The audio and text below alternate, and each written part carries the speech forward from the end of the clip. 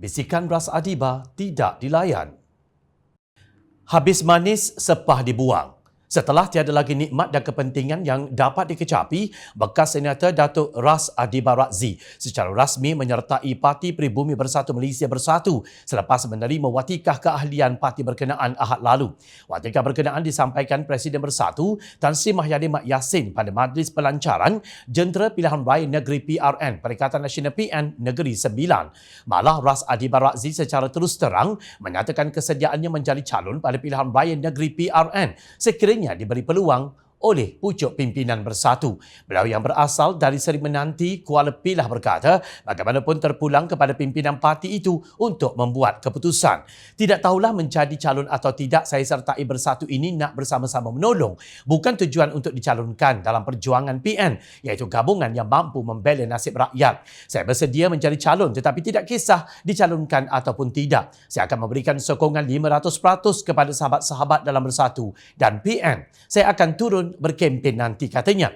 Dalam pada itu, Ras Adiba mengakui sebelum ini beliau adalah ahli UMNO namun memutuskan untuk menyertai Bersatu. Kononnya selepas melihat senario politik negara tidak seperti yang diharapkan oleh rakyat.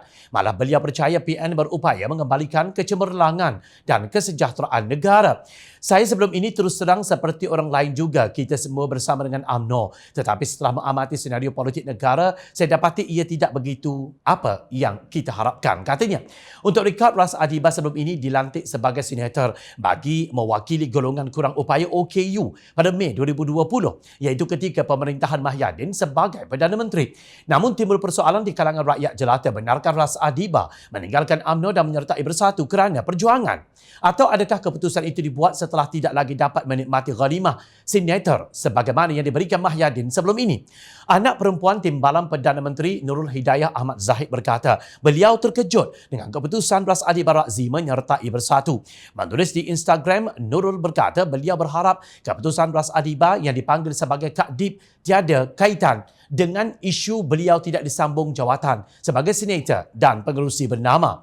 Saya agak terkejut kerana menerima berita penghijrahan sahabat yang saya anggap kakak bersama Parti Bersatu. Saya berharap keputusan Kak Dip ini tidak ada kena-mengena dengan isu beliau tidak disambung term senator di Dewan Negara dan jawatan sebagai pengerusi bernama, katanya. Nurul Hidayah juga mendakwa beliau ada menyampaikan hasrat yang dibisik Ras Adiba kepada bapanya, Datuk Seri Dr. Ahmad Zahid Hamidi, agar khidmatnya untuk dua jawatan itu disambung. Bagaimanapun, katanya keputusan besar itu tidak dapat ditentukan ayahnya. Secara terbuka saya nyatakan Kak Dip ada meminta bantuan saya untuk bisik kepada Yang Amat Berhormat Timbalan Perdana Menteri tentang penyambungan term beliau dalam dua jawatan itu.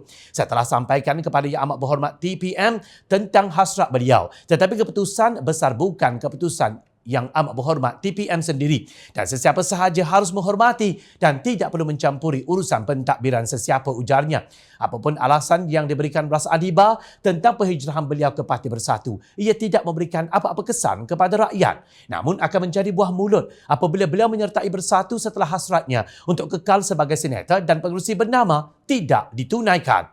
Berjuanglah demi agama, bangsa dan negara dan bukannya kerana kepentingan diri atau nikmat yang mampu dinikmati. Tidak menghairankan jika Ras Adiba memilih Mahyadin kerana hanya Mahyadin yang mampu menunaikan kehendak beliau, bukan Perdana Menteri yang lain. Juga tidak mustahil beliau akan diangkat sebagai calon atas pengorbanan dan semangat membela rakyat yang beliau tunjukkan kini. Justru sama ada di sana adanya udang di sebalik batu atau kononnya membalas dendam kepada UMNO, hakikatnya tetap sama. Ianya umpama mencurah air ke daun keladi, tiada memberi kesan apa-apa. Noktah.